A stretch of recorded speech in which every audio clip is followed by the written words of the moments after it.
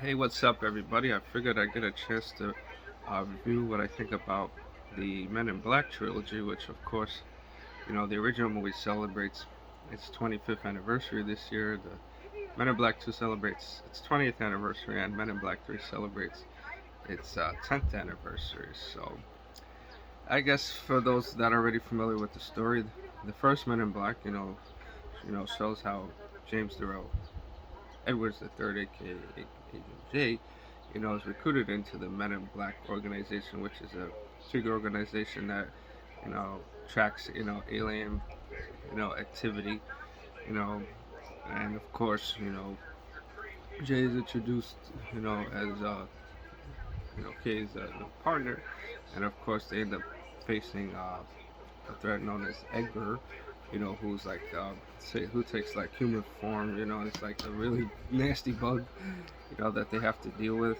And of course, Men in Black 2, uh, you know, deals with, Jay's character is now a top, a Men in Black agent, but has the habit of, you know, neuralizing his partners who you feel that aren't up to the job.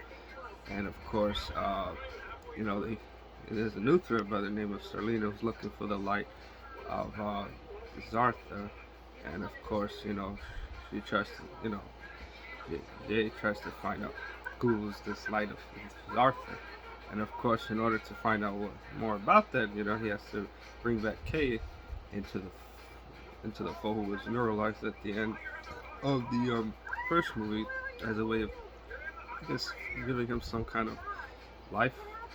And then, of course, the two of them, we team up back together to stop, Selena's threat. And of course, Men in Black 3, is a really interesting, one, since it deals with like time travel, and the reason for that is because of an alien known as Boris, the animals. It was a one of the last of the Boglodyte, who became extinct as a result of the ArcNet that K, established in 1969 to prevent the Boglodyte invasion. Tries to, change, the timeline by having, uh, the present day version. I mean, the older version of, I'm sorry, the younger version of K killed, and thus, kind of like resetting the timeline. And of course, Jay has to go back in time, to kind of like, set things back, the way they were.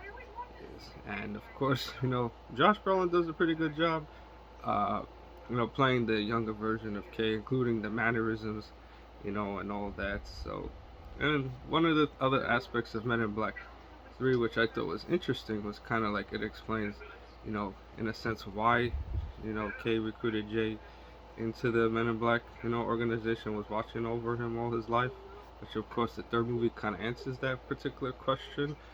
And, it was kind of like a good way to conclude the stories of K and J. Even though, honestly, I wish they would have done a fourth movie with them instead of the Men in Black International spinoff with Chris Hemsworth and Tessa Thompson. But it is what it is. So, I will say the Men in Black films are fun to watch and bring lots of joys and fond memories and all that. And that's pretty much all there is to say. Alright, everyone. Thanks again.